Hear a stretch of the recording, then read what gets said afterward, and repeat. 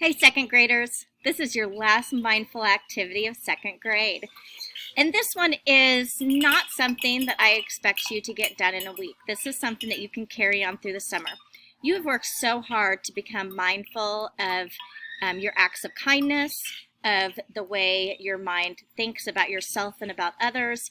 And that's something that I feel like we have been awesome at in second grade, really working on thinking about not just ourselves, but everybody else around us. So this is an activity for you to carry that into the summer.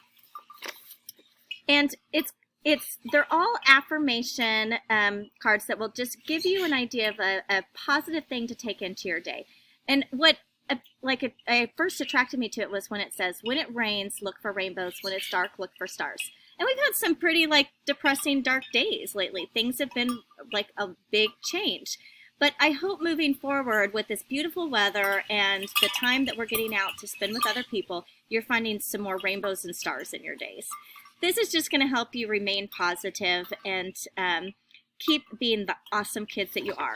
So there's some great things on it that you can do, like maybe you pick a card and says, today I'm going to set a new goal. Think of something new you want to achieve in a day. Or it says, today I will help somebody.